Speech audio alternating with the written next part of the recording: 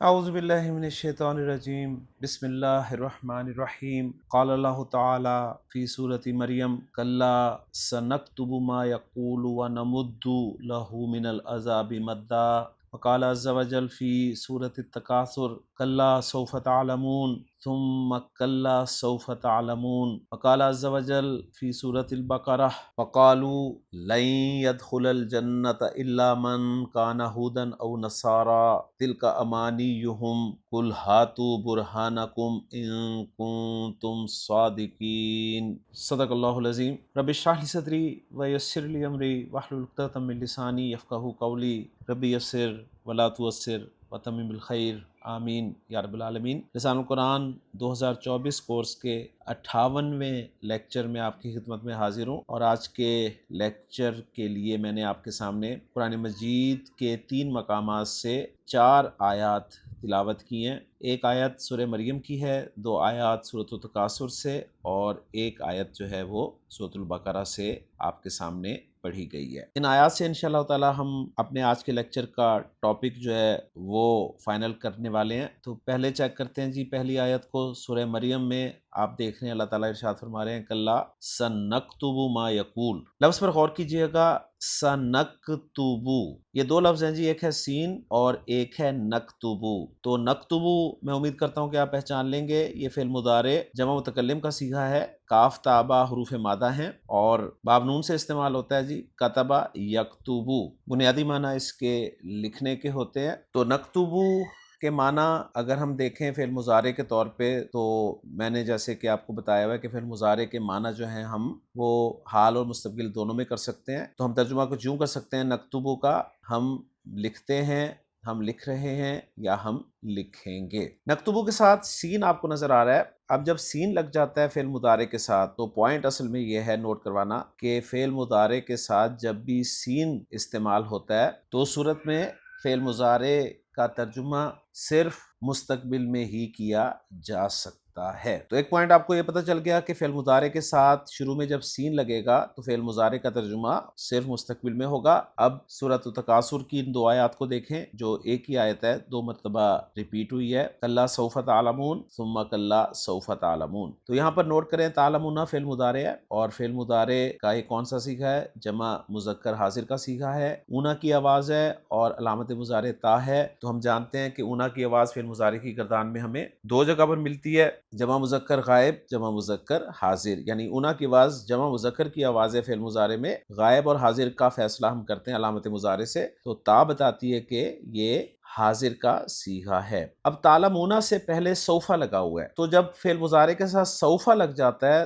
تو بھی فعل مضارع کا ترجمہ صرف مستقبل میں کیا جاتا ہے۔ یعنی فعل مضارع کا ترجمہ ہم عام طور پر حال مستقبل دونوں زمانوں میں کرتے ہیں، لیکن یہاں پر جو پوائنٹ اب آپ کے سامنے واضح ہوا ہے وہ یہ ہے کہ فعل مضارع کے شروع میں جب سین لگ جائے یا سوفا لگ جائے تو اس وقت فعل مضارع کا ترجمہ صرف مستقبل میں کیا جا سکتا ہے۔ یہ سین اور سوفا جو ہیں گرامر کی اصطلاح میں یہ 2 حرف ہیں جی، اور ہم انہیں حروف استقبال کے نام سے جان سکتے ہیں۔ تو ایک تو مختصر سا ٹاپک آپ کو یہ سمجھانا تھا کہ فعل مضارع کے شروع میں اگر سین لگ جائے یا سوفا لگ جائے تو فعل مضارع کا ترجمہ صرف زمانہ مستقبل میں کیا جائے گا۔ اب چلتے ہیں جی سورہ بقرہ کی اس آیت کی طرف جو میں نے لیکچر کے شروع میں 3 نمبر پہ آپ کے سامنے ذکر کی ہے، جس میں اللہ تعالیٰ ارشاد فرما رہے ہیں وَقَالُوا لَن يَدْخُلَ الْجَنَّةَ إِلَّا مَنْ كَانَ هُودًا أَوْ نَصَارَىٰ۔ اب یہاں پہ آپ دیکھیے گا کہ یدخلا لفظ، اس لفظ میں ذرا غور کیجئے گا، آپ کو نظر آ رہا ہے کہ یہ اصل میں یدخلو تھا، دال خا لام ہم نے حروف مادہ پڑھے ہیں، باب نون سے استعمال ہوتے ہیں، اور ماضی مضارع بنتا ہے جی دخلا یدخلو۔ تو یہاں پر یدخلو سے یدخلا استعمال ہوا ہے، تو فعل مضارع کے آخری حرف پر ہم جانتے ہیں مضارع مرفوع پڑھتے ہوئے پیش پڑھی جاتی ہے۔ اب یہاں پر آپ دیکھ رہے ہیں پیش کی بجائے آپ کو زبر نظر آ رہی ہے، تو یہاں سے ہمارا آج کا نیا ٹاپک جو ہے وہ شروع ہوگا، اور وہ ہوگا جی فعل مضارع منصوب۔ آپ کو یاد ہوگا میں نے جب فعل مضارع شروع کیا تھا تو میں نے آپ کو بتایا تھا کہ مضارع کے لغوی معنی مشابہت کے ہیں، تو فعل مضارع اصل میں مشابہ ہے اور اسم کے ساتھ بہت ساری چیزوں میں مشابہ ہے، جس میں ایک چیز یہ تھی کہ جس طرح اسم کا اعراب ہوتا ہے اسی طرح فعل مضارع کا بھی اعراب ہوتا ہے۔ اسم اعراب کے اعتبار سے 3 طرح کا ہوتا ہے، اسی طرح فعل مضارع بھی اعراب کے اعتبار سے 3 طرح کا ہوتا ہے۔ فرق یہ ہے کہ اسم اعراب کے اعتبار سے مرفوع، منصوب اور مجرور ہوتا ہے، جبکہ فعل مضارع جو ہے وہ اعراب کے اعتبار سے مرفوع، منصوب اور مجزوم ہوتا ہے۔ تو فعل مضارع مرفوع الحمدللہ ہم نے پڑھ لیا، آج سے ہم فعل مضارع منصوب شروع کر رہے ہیں۔ اور یا پھر آپ دیکھیں گے اسی آیت کے اس لفظ کے حوالے سے کہ جس طرح اسم واحد مذکر مرفوع سے منصوب زبر کے ذریعے ہوتا ہے، اسی طرح فعل مضارع بھی واحد مذکر مرفوع سے منصوب زبر کے ساتھ ہی ہو رہا ہے۔ تو یہ جو آپ کو یدخلا نظر آ رہا ہے یہ فعل مضارع منصوب ہے، اصل میں یہ تھا یدخلو۔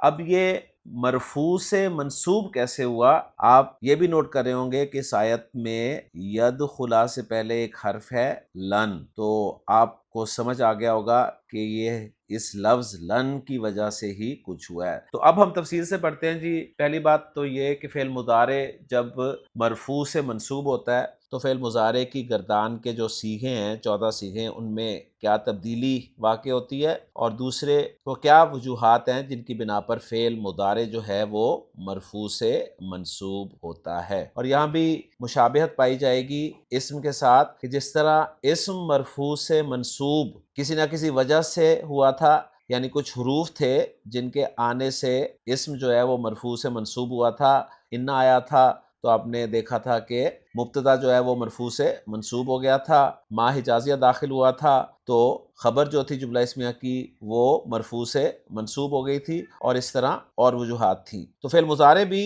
جب مرفوع سے منصوب ہوگا تو کوئی نہ کوئی حرف ایسا ہوگا جو فعل مضارع کو منصوب کرنے کا سبب بنے گا۔ تو اب ہم تفصیل سے پڑھتے ہیں جی فعل مضارع منصوب۔ فعل مضارع مرفوع سے جب منصوب ہوگا تو فعل مضارع کی گردان کے صیغوں میں کیا تبدیلی واقع ہوگی، پہلے ہم یہ دیکھتے ہیں جی۔ اس کے لیے ہم فعل مضارع کی گردان کو 3 قسم کے صیغوں میں تقسیم کریں گے جی۔ 3 قسم کے صیغوں میں ہم فعل مضارع کی پوری گردان کو لکھیں گے۔ پہلی قسم کے صیغے ان صیغوں پر مشتمل ہوں گے جن صیغوں کے آخر میں پیش آتی ہے۔ دوسری قسم کے صیغوں میں ہم آنی، اونا اور اینا والے صیغے رکھیں گے، یعنی مثنیٰ، جمع مذکر اور واحد مؤنث حاضر کے صیغے۔ اور تیسری قسم کے صیغے جو ہیں وہ 2 ہی بچیں گے، جو جمع مؤنث کے 2 صیغے ہوں گے۔ تو اس طرح ہم فعل مضارع کی ایک گردان کو 3 قسم کی صیغوں میں تقسیم کر لیں گے، اور گردان ہم وہی لیں گے جی یذہبو کی۔ تو یذہبو کی گردان کو ہم 3 قسم کے صیغوں میں تقسیم کر رہے ہیں جی۔ پہلی قسم کے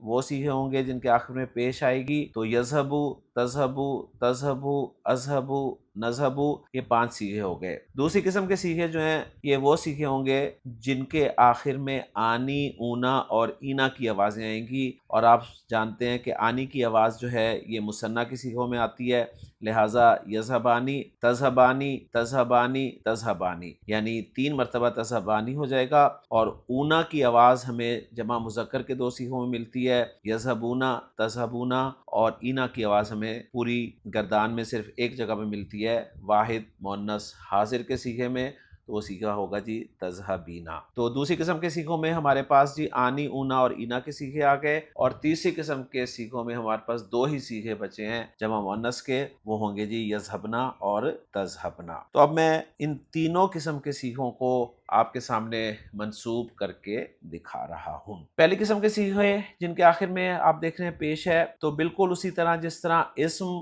مرفوع سے جب منصوب ہوتا ہے، یعنی واحد اسم کی بات کر رہا ہوں، چاہے وہ مذکر ہو چاہے مؤنث ہو، تو واحد اسم جب بھی مرفوع سے منصوب ہوتا ہے تو پیش کی بجائے ہم زبر لگاتے ہیں۔ تو پہلی قسم کے صیغے ان سب کے آخر میں پیش ہے، تو جب یہ منصوب ہوں گے تو یہ پیش جو ہے یہ زبر سے تبدیل ہو جائے گی، تو یذہبو یذہبا ہو جائے گا، تذہبو تذہبا، تذہبو تذہبا، اذہبو اذہبا، نذہبو نذہبا۔ آنی، اونا اور اینا والے جو صیغے ہیں، ان صیغوں کا نون ہم نکال دیں گے تو یہ صیغے جو ہیں یہ مرفوع سے منصوب ہو جائیں گے۔ یعنی آپ نے نوٹ کیا ہوگا کہ یہ وہ صیغے ہیں جن کے آخر میں آنے والا نون جو ہے نون اعرابی ہے، تو ہم یوں بھی کہہ سکتے ہیں کہ نون اعرابی والے صیغوں کا نون ڈراپ ہو جائے گا جب وہ مرفوع سے منصوب ہوں گے۔ تو یذہبانی یذہبا ہو جائے گا، تذہبانی تذہبا ہو جائے گا، یذہبونا یذہبو ہو جائے گا، اور ایک الف ہم نون کے ڈراپ کرنے کے بعد لکھ دیں گے۔ اسی طرح تذہبونا تذہبو ہو جائے گا، یہاں بھی نون کے ڈراپ کرنے کے بعد ہم ایک الف لکھ دیں گے، اور تذہبینا جو ہے یہ تذہبی رہ جائے گا۔ اور ظاہر بات ہے جب کسی لفظ کے آخر میں یا آتی ہے تو یا پھر ہم پوری کھول کر ہی لکھتے ہیں۔ تو دوسری قسم کے صیغے جو ہیں وہ جب منصوب ہوں گے تو وہ کچھ یوں دکھیں گے، یذہبا تذہبا تذہبا تذہبا یذہبو تذہبو تذہبی۔ اب رہ گئے جی تیسری قسم کے صیغے جو کہ جمع مؤنث کے دو صیغے ہیں، یذہبنا اور تذہبنا۔ ان کے آخر میں آنے والا نون ہم جانتے ہیں کہ یہ نون اعرابی نہیں ہے بلکہ یہ نون نسوہ ہے، یعنی یہ ضمیر ہے۔ تو جمع مؤنث کے دو صیغے جب منصوب ہوں گے تو یہ ایز اٹ از ہی رہیں گے، ان میں کوئی تبدیلی واقع نہیں ہوگی۔ تو گویا اب فعل مضارع کی اگر پوری گردان میں آپ کے سامنے منصوب رکھنا چاہوں یذہبو کی تو کچھ یوں ہوگی، یذہبا یذہبا یذہبو، تذہبا تذہبا یذہبنا، تذہبا تذہبا تذہبو تذہبی، تذہبا تذہبنا، اذہبا نذہبا۔ تو الحمدللہ جی ایک گردان میں نے آپ کو فعل مضارع کی مرفوع سے منصوب کر کے دکھا دی ہے۔ آپ کسی بھی گردان کو فعل مضارع کی جو ہے مرفوع سے منصوب کر سکتے ہیں، اسی اصول کی بنا پر کہ اس گردان کو آپ تین قسم کے صیغوں میں تقسیم کریں۔ پہلی قسم کے صیغے وہ صیغے ہوں گے جن کے آخر میں پیش آتی ہے، وہ 5 ہوں گے۔ دوسری قسم کے صیغے نون اعرابی والے صیغے ہوں گے، اور یہ صیغے جو ہیں یہ 7 صیغے ہوں گے۔ اور تیسری قسم کے صیغے نون نسوہ والے صیغے ہوں گے، یہ 2 صیغے ہوں گے۔ تو پیش والے صیغے جو ہیں یعنی جن کے آخر میں پیش آتی ہے، پیش کو زبر سے تبدیل کر دیں گے تو وہ صیغے منصوب ہو جائیں گے۔ نون اعرابی والے صیغے ان کا نون نکال دیا جائے گا تو یہ منصوب ہو جائیں گے، اور جمع مؤنث کے جو 2 صیغے ہیں یعنی نون نسوہ والے 2 صیغے یہ منصوب بھی ویسے ہی رہیں گے جیسے یہ مرفوع ہوتے ہیں۔ اب ہم جاننے کی کوشش کرتے ہیں کہ فعل مضارع مرفوع سے منصوب کیوں ہوگا۔ تو کچھ حروف ایسے ہیں جی جو فعل مضارع سے پہلے آئیں گے اور فعل مضارع کو مرفوع سے منصوب کر دیں گے۔ یہ حروف جو ہیں گرامر کی اصطلاح میں حروف ناصبہ کہلاتے ہیں۔ تو حروف ناصبہ ایسے حروف ہیں جو فعل مضارع سے پہلے آتے ہیں اور فعل مضارع کو منصوب کر دیتے ہیں۔ یہ حروف کتنے ہیں اور یہ فعل مضارع کے معنی میں مزید کیا فرق ڈالتے ہیں یا کیا اضافہ کرتے ہیں، اب ہم یہ تفصیل سے پڑھنے کی کوشش کرتے ہیں۔ تو فعل مضارع منصوب جو ہے وہ کئی حروف کی وجہ سے ہوتا ہے۔ ان میں سے مشہور حروف جو آپ کو قرآن مجید میں زیادہ نظر آئیں گے وہ میں آپ کے سامنے رکھ رہا ہوں جی۔ پہلا حرف ہے جی لن، جب بھی قرآن مجید میں آپ کو نظر آئے گا اس کے بعد فعل مضارع آپ کو منصوب ملے گا۔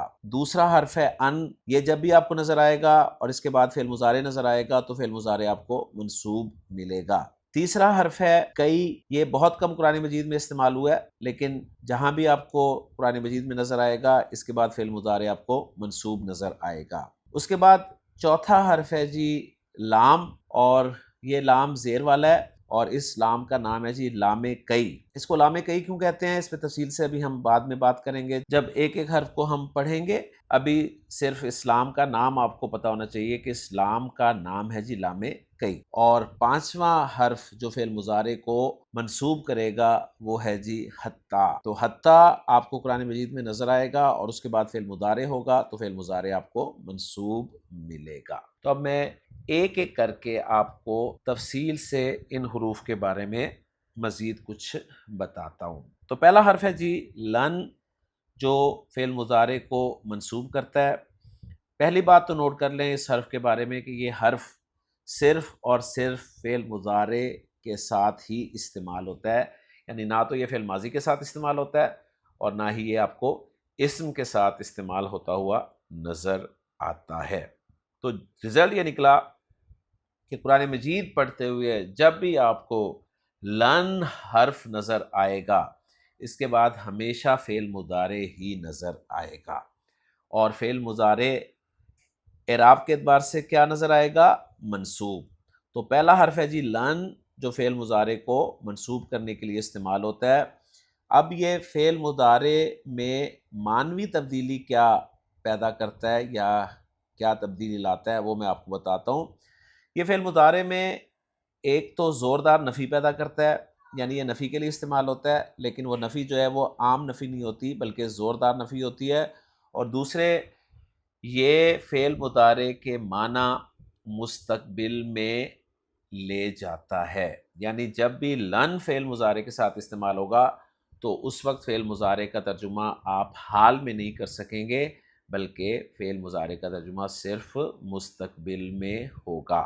تو پہلا حرف لن فعل مضارع کو منصوب کرنے کے لیے استعمال ہوتا ہے، یہ اعرابی تبدیلی ہے، اور معنوی تبدیلی یہ ہے کہ یہ زوردار نفی پیدا کرتا ہے اور فعل مضارع کے معنی مستقبل کے ساتھ خاص کر دیتا ہے۔ تو اب آپ اس آیت میں لن یدخلا، اب یہ لن یدخلا جو ہے یہ میں تجوید کے رولز کے تحت پڑھ رہا ہوں، ورنہ عام اگر میں پڑھوں تو لن یدخلا پڑھوں گا، لیکن ہم جانتے ہیں کہ نون ساکن کے بعد اگر یا حرف آ جائے، یعنی وہ یرملون والا قاعدہ اپلائی ہوتا ہے، تو نون ساکن کی آواز جو ہے وہ یا میں مدغم کر دی جاتی ہے، تو لن یدخلا کے طور پر اس کو پڑھا جائے گا۔ تو یدخلو کے معنی ہوتے ہیں جی وہ داخل ہوتا ہے، وہ داخل ہو رہا ہے یا وہ داخل ہوگا، لیکن جب میں کہتا ہوں لن یدخلا تو اس کا ترجمہ ہوگا وہ ہرگز داخل نہیں ہوگا۔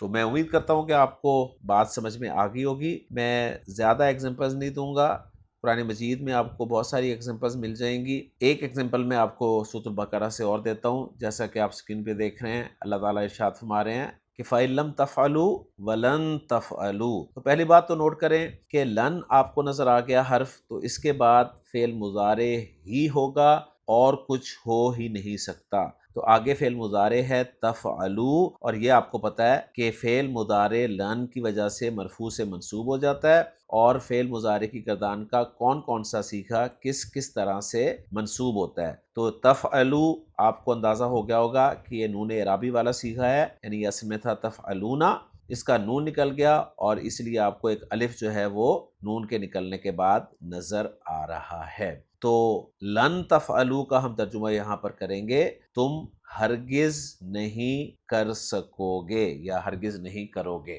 اسی طرح آپ کو سورۃ البقرہ میں ہی دیکھیں ایک اور مقام میں دکھا دیتا ہوں کہ لن نصبر علی طعام واحد، تو دیکھیں لن نصبر، لن آ گیا تو اس کے بعد فعل مضارع ہی ہوگا اور فعل مضارع منصوب ہوگا، لہٰذا نصبر آپ کو نظر آ رہا ہے، اور یہ پہلی قسم کا سیغہ ہے، یعنی وہ سیغہ ہے جس کے آخر میں پیش آتی ہے تو پیش کو زبر سے تبدیل کر دیا گیا، تو لن نصبر بن گیا، اور صبر یصبر صبر کرنا کے معنی میں استعمال ہوتا ہے، تو لن نصبر کا ترجمہ ہم کریں گے ہم ہرگز صبر نہیں کریں گے۔ اس طرح اور بھی بہت ساری ایگزامپلز آپ کو مل جائیں گی، لیکن بس یہی ایگزامپلز کافی ہیں، کانسیپٹ کلیئر ہونا چاہیے۔ تو پہلا حرف ہم نے فعل مضارع کو منصوب کرنے والا پڑھ لیا جی، وہ ہے لن۔ اب چلتے ہیں جی دوسرے حرف کی طرف جو فعل مضارع کو منصوب کرتا ہے، یعنی حروف ناصبہ ہم پڑھ رہے ہیں، جس میں سے پہلا حرف لن ہے اور دوسرا حرف جو ہم پڑھ رہے ہیں وہ ہے جی ان۔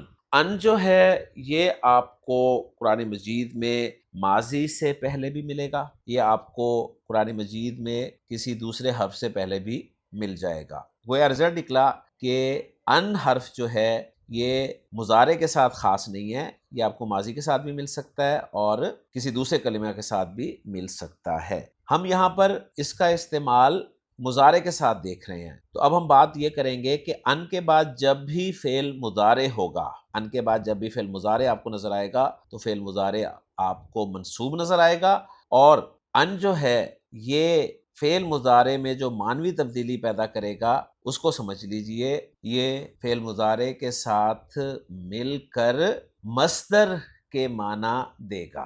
اب یہ مصدر کے معنی یہ کیا ہیں، اس کو بھی ذرا تفصیل سے ہم سمجھیں گے۔ دیکھیں جی میں ایک فعل ماضی آپ کے سامنے بول رہا ہوں ذہبا، ذہبا کے معنی ہے وہ گیا۔ فعل مضارع آپ کے سامنے بول رہا ہوں یذهب، جس کے معنی ہے وہ جاتا ہے، وہ جا رہا ہے یا وہ جائے گا۔ تو ذہبا اور یذهب یہ فعل ہیں، لیکن جو مصدر ہے یعنی کام کا نام ہے وہ ہے جانا۔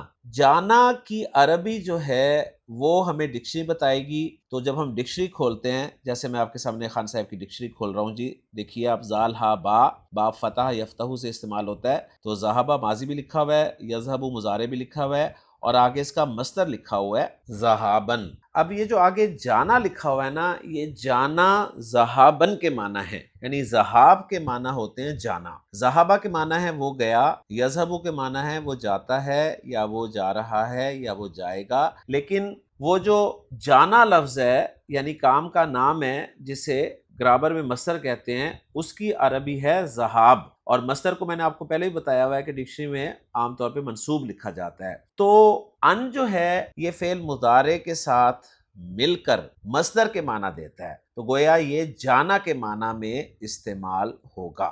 اس اعتبار سے یہ جو ان ہے، اس کا نام ہی گرامر کی اصطلاح میں ان مصدریہ پڑ گیا. یعنی گرامر کی اصطلاح میں اس ان کو ان مصدریہ کہتے ہیں، اس لیے کہ یہ فعل مضارع کے ساتھ مل کر مصدر کے معنی دیتا ہے. قرآن مجید سے اس کی ایگزامپل میں آپ کو ابھی دکھاتا ہوں جی. جیسے کہ آپ دیکھ رہے ہیں سورۃ البقرہ میں ہی اللہ تعالیٰ نے ارشاد فرمایا ہے کہ ان اللہ لا یستحیی ان یضرب مثلا.